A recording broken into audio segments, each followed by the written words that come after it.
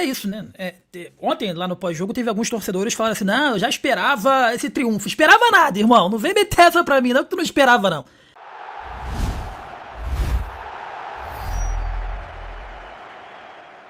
Tá, eu tava aqui com o fiofó na mão, tinha uma galera com fiofó na mão também, mas a gente sabe que é clássico, né, Rodrigo? A gente sabe que clássico tudo pode acontecer, né, irmão? E efetivamente aconteceu.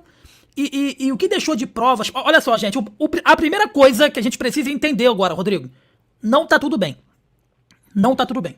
Ganhou o clássico, porra, fez mais do que a sua obrigação, deram a vida, perderam muito gol, era pra ter sido uma goleada, mas tudo bem, né? Agora tá tudo bem. Não, não tá tudo bem. Porque ficou muito provado de que esse elenco pode mais do que vinha entregando, né? Esse elenco pode muito mais do que vinha entregando. Então ficou muito claro o seguinte: alguma coisa aconteceu que mexeu com o brilho deles. Porque eles entraram em campo ontem, entraram em campo lá no Barradão querendo o jogo, dando a vida, brigando por cada bola. Por que não joga assim sempre? É isso que a gente precisa destacar. Por que não joga assim sempre? Então, assim, ficou como se não houvesse amanhã, né, Jonas? Exatamente. Então, assim, nitidamente, não é falta claro que contratação é sempre bom, né? Mas não é porque o elenco é péssimo, não é porque. Não, porque tava faltando eles quererem dar algo a mais. Tava faltando com que esses jogadores dessem algo a mais. Eu sempre falei, Rodrigo, eles estavam achando o seguinte: olha só, vamos fazer o que ele tá pedindo. Se der certo ou se der errado, dane-se. Ontem não, eles quiseram dar um algo a mais. E quando um elenco como o do Bahia quer dar um algo a mais, porra, irmão, dificilmente vai perder um jogo. Já a gente vai falar sobre o Alejo Vélez, vamos falar também sobre o Nicolás Azevedo, que pra mim são jogadores que poderiam estar jogando em qualquer time do futebol brasileiro hoje. Qualquer time. O Flamengo tá procurando um centroavante, o Flamengo tá procurando um volante, né? Palmeiras, enfim. Então, Rodrigo, belíssimo triunfo, né? E só pra completar o que você tava falando aqui do Kaká, né? É um bobão. É um bobão. Ainda virou uma chacota. Por quê? Porque ele tentou rasgar, né? Não fez nem cosquinha ali na camisa, ainda fez uma propaganda pra Puma, de que a camisa é realmente de aço. A camisa é realmente forte. Sabe, ele era pra ter sido expulso ali. O Klaus era pra expulsar ele. Porque ele quis rasgar a camisa de um adversário. Isso aí Cara, nunca vi. Nunca vi isso acontecer, sabe? Mas não conseguiu. Ou ele é fraco demais, ou a camisa do Bahia é forte demais. Eu acho que é a segunda opção, Rodrigo. É isso aí. Eu acho que a camisa é de aço. Acho que a camisa é de aço, ele não conseguiu, infelizmente. Ele esqueceu que o Bahia é o tricolor de aço e chorou, meu irmão. Passou vergonha e, como você disse, Jonas, felizmente pro Bahia, né, e pra Puma, a Puma se aproveitou, meu irmão, e fez uma propaganda que, cara, com certeza vai render muito e vai render dinheiro pra Puma, porque ela vai vender mais camisa, né, com essa propaganda. Só vou terminar aqui, ô Jonas, falando do Jean Lucas, que, né, tá fora. A gente acabou de dar essa informação pra galera. O Jean Lucas está fora, tomou esse cartão por ter tirado a camisa. É muito importante salientar, Jonas, que ele não tomou o amarelo porque fez a provocação, tá, galera? Ele tomou o amarelo porque ele tirou a camisa. Tirar a camisa no Campeonato Brasileiro, eu acho isso super ridículo, na minha opinião. Tirar a camisa, toma cartão amarelo. Ele tomou o terceiro, tá fora do jogo contra o Internacional às 7h30 da noite, domingo. Mas, falando ainda em Jean Lucas, o menino, ô Jonas, virou carrasco do Vitória, meu irmão. Tem mais números aqui impressionantes envolvendo Jean Lucas, só para você saber. O rapaz parece que gosta de Bavi. Com o gol de ontem, Jean Lucas chegou a 5 gols em clássicos contra o Vitória. E 4 deles, Jonas, vieram nos últimos 3 Bavis, tá? Aí eu tenho uma pergunta para fazer. Já dá para chamar Jean Lucas de carrasco do Vitória? Já dá para chamar o Jean Lucas de pai do Vitória? Porque ontem foi isso que rolou. Essa resenha rolou lá com a galera e foi muito legal. Eu acho importante, Jonas, o Jean Lucas, né, ter conseguido tudo isso aí, porque ele mesmo falou que ele estava abaixo, estava sendo cobrado até pela família, e pode ser uma virada de chave. Vamos saber, eu vou falar a mesma coisa que uma torcedora ontem falou aqui para mim, Jonas. Eu vou entender se o Bahia virou a chave efetivamente no próximo jogo, da forma que o Bahia vencer dentro de casa, porque dentro de casa, efetivamente, ô Jonas, parece que o Bahia está alugando a Arena Fonte Nova, parece uma casa de festa do amigo, que ele vai lá e aluga e faz o que quer, e o Bahia não pode deixar nenhum time jogar desse jeito. Qual é a sua opinião, amigo? Não, é justamente isso, né? Agora eles estão numa sinuca de bico. Por quê? Próximo jogo contra o Internacional em casa. Se eles chegam lá e jogam futebol bunda de chuchu, todo mundo vai falar assim: opa, o elenco tá de sacanagem. Concorda comigo? Vai falar assim: opa, esse elenco tá de sacanagem. Como é que eles correm daquele jeito lá no Barradão e agora estão jogando esse futebol mequetrefe aqui? Então, assim, é pegar, Rodrigo, esse é pegar esse jogo contra o Vitória, tá? Colocar na porta do vestiário e falar assim, ó, é inadmissível vocês jogarem menos do que vocês jogaram nesse jogo aqui. A gente pode até perder, mas só que a gente não vai perder jogando menos do que esse jogo contra o Vitória aqui. Porque eles mostraram que eles podem dar mais, que eles podem jogar mais, que eles podem brigar mais, sabe? Então é inadmissível que qualquer outro jogo, dentro ou fora da Fonte Nova, eles joguem menos que aquilo ali. Então ontem, pra mim, Rodrigo, ficou muito nítido, notório, de que tem alguma coisa aí nesse elenco do Bahia que eles não estavam querendo passar daquela linha ali de não, vamos só fazer aqui o básico, né? Vamos só fazer aqui o que ele tá pedindo.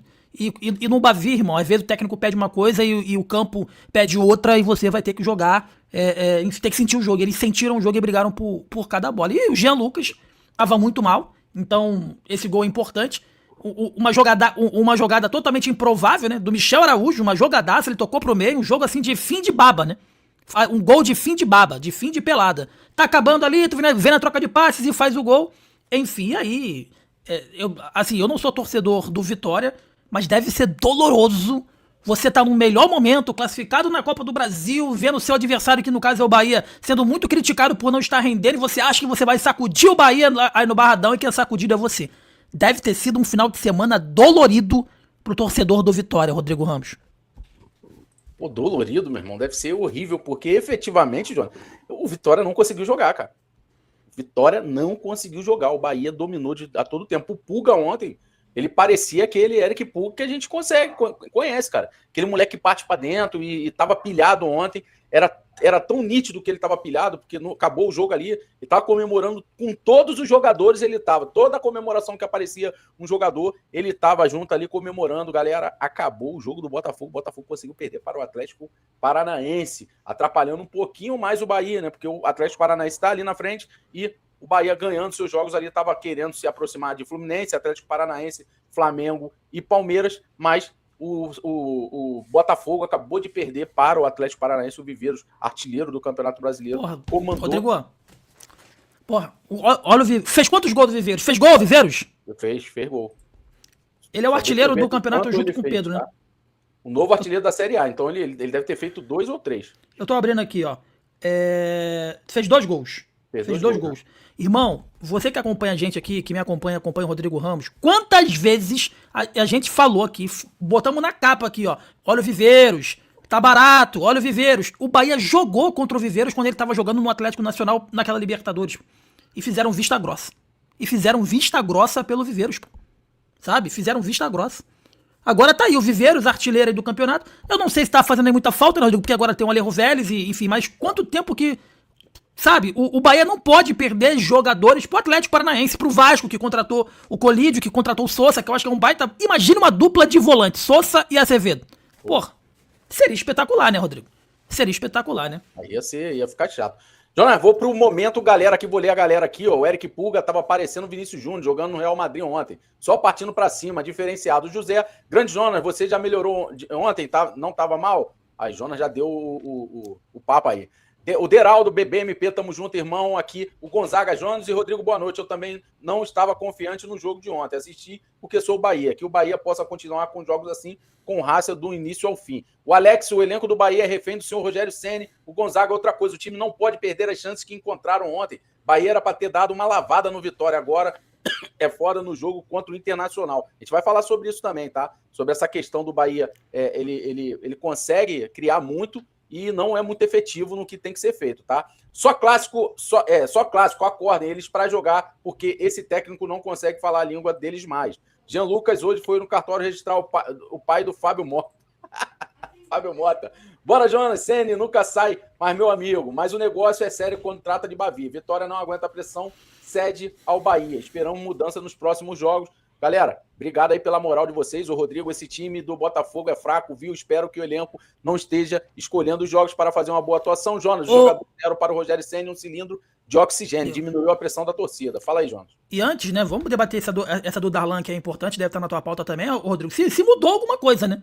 A pressão, e se mudou, e se agora o Rogério Ceni ele virou um novo Guardiola. Só pedir pra galera, rapaziada, tá vendo aqui em cima de mim aqui, ó, tô apontando aqui, ó, é o QR Code. Então o que você tem que fazer? Você tem que clicar nesse QR Code, aliás, apontar a sua câmera para esse QR Code aqui e mandar um live pix. A gente quer ouvir a sua voz, a gente quer entender o que você achou da partida do Bahia contra o Vitória, o que você tá esperando, né, desse jogo do Bahia contra a equipe do Internacional de Porto Alegre. Então, por gentileza, você quer mandar o seu live pix, manda o seu áudio pra gente, aponta para esse QR Code aqui que o Rodrigo vai botar no ar pra gente o live pix, tá bom? Jonas, os jogadores deram para o Rogério Ceni um cilindro de oxigênio.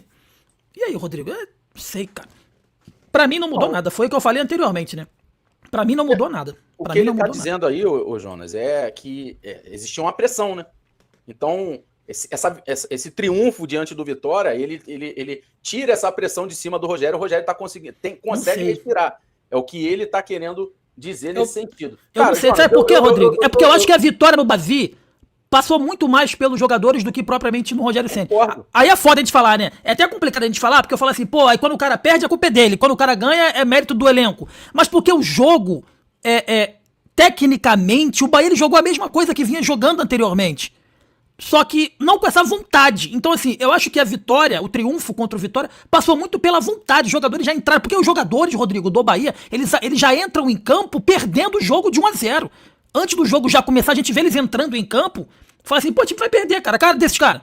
No jogo contra o Vitória, eles entraram, eu falei, pô, estão com uma postura diferente. Então, assim, pra mim não foi só mera questão tática, técnica, não. Foi questão dos caras entender. Falar assim, hoje a gente não perde aqui. Sabe? Então é por isso que eu acho que tem muito do elenco querer também. Né? Então acho que o Bavi foi muito disso. Eles só não queriam cumprir o que foi mandado pelo Rogério Ceni. Eles queriam dar algo a mais, Rodrigo. Eles conseguiram dar algo a mais e conseguir esse triunfo. Isso tá acontecendo não só no Vitória, né? No Bahia, né? Tá acontecendo também no Flamengo, cara. É verdade. Tá acontecendo no Flamengo, né? Chega um técnico, quer mudar o DNA do time, os jogadores foram lá e, vamos jogar como a gente quer jogar contra... no primeiro jogo lá, né? Segundo jogo da final contra o Cruzeiro. E o primeiro tempo foi avassalador, meu irmão. O Cruzeiro não botou o pé. E foi parecido com o que aconteceu também com o Bahia. Jonas, vamos falar agora sobre uma fala do Rogério Ceni, né?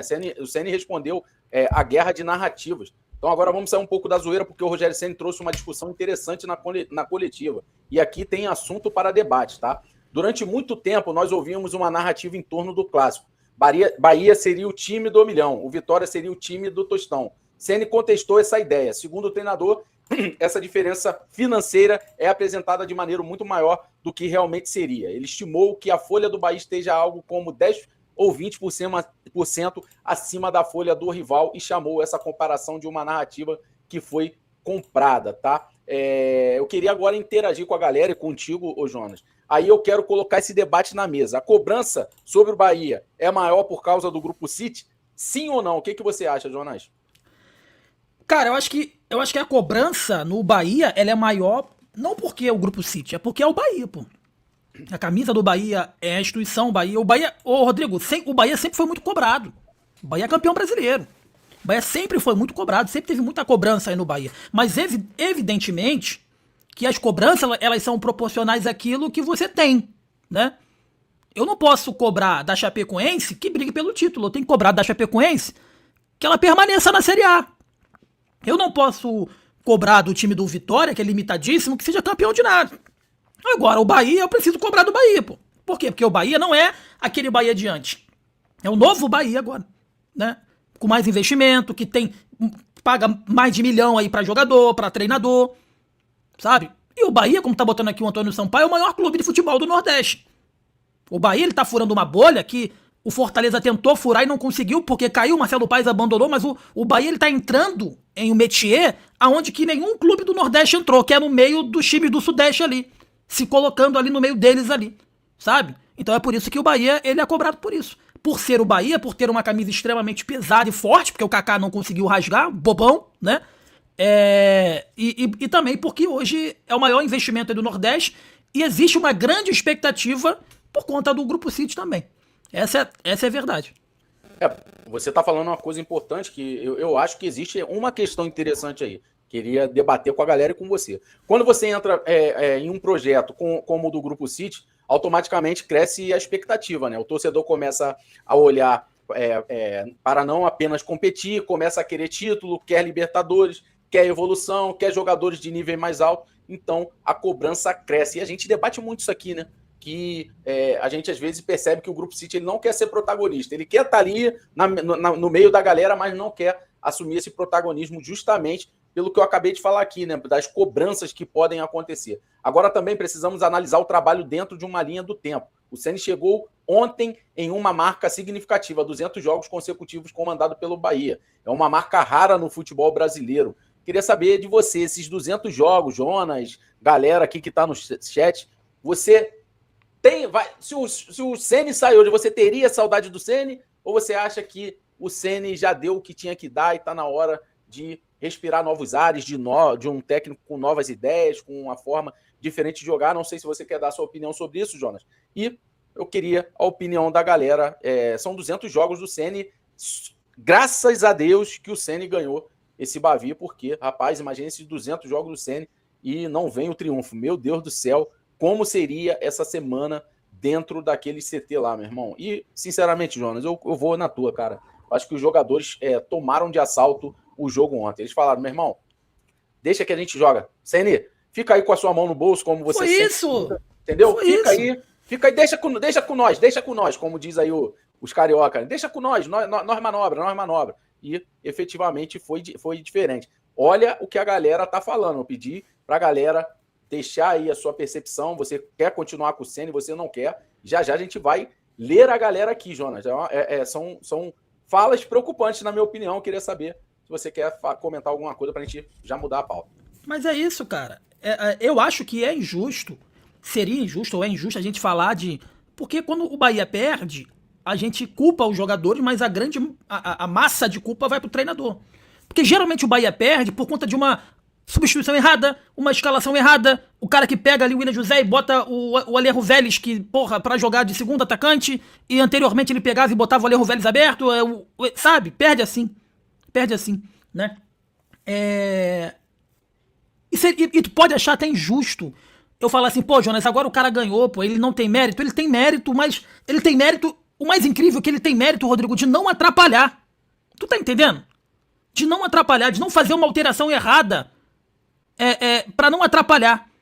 E mais uma vez eu repito, taticamente, tecnicamente, ontem o time não fez nada de diferente. Rodrigo Santana, abraço pra você. Ele não fez nada de diferente daquilo que ele já vinha pensando e fazendo nos outros jogos. A grande questão é que o time do Bahia entrou em campo se recusando a perder.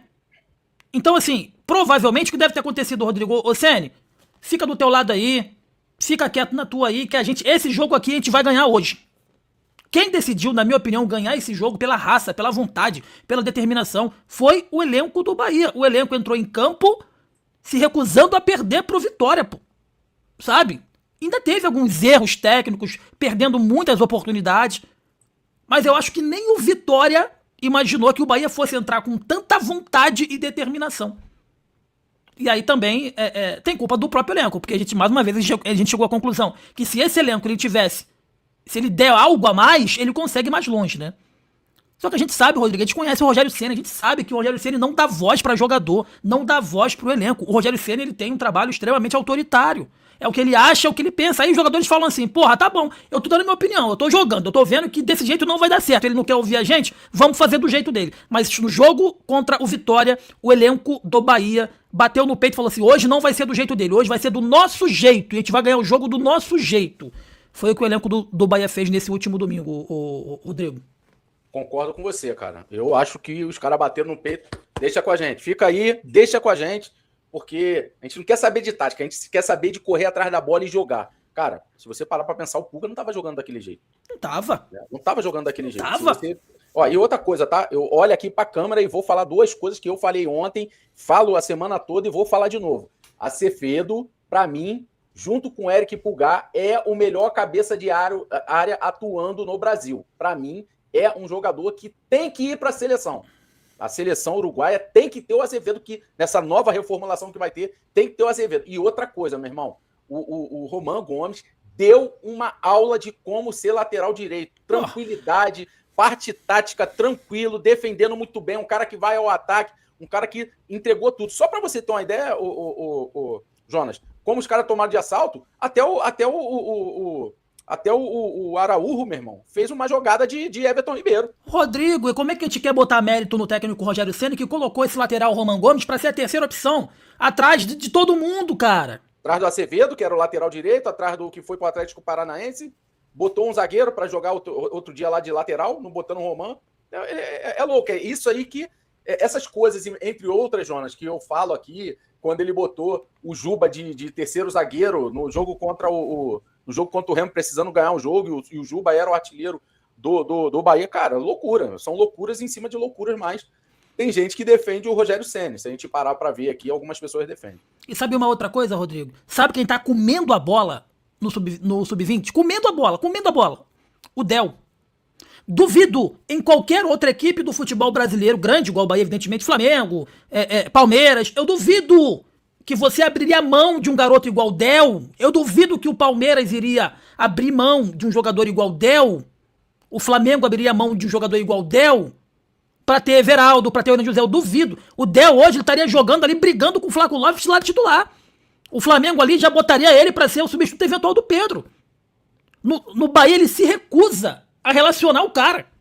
E aí quando você for relacionar ele, aí sabe o que ele vai falar? Ele vai falar o seguinte: ele não tá pronto. Ele não tá pronto. Não. Ele tá botando... Não, Jonas, no Flamengo a base não joga. Depende. O Alaciano teve oportunidade. O Lohan teve oportunidade. O João Vitor agora teve oportunidade. O Everton Araújo, porra, é um 12º jogador. Sabe? É que o Flamengo não precisa expor Agora o Bahia precisa, pô. Então, assim, nenhum time hoje deixaria o cara largado na base igual o Del. Não deixaria. Sabe? E o Bahia deixa porque tem o William José e tem o Everaldo. Aí deixa o moleque lá.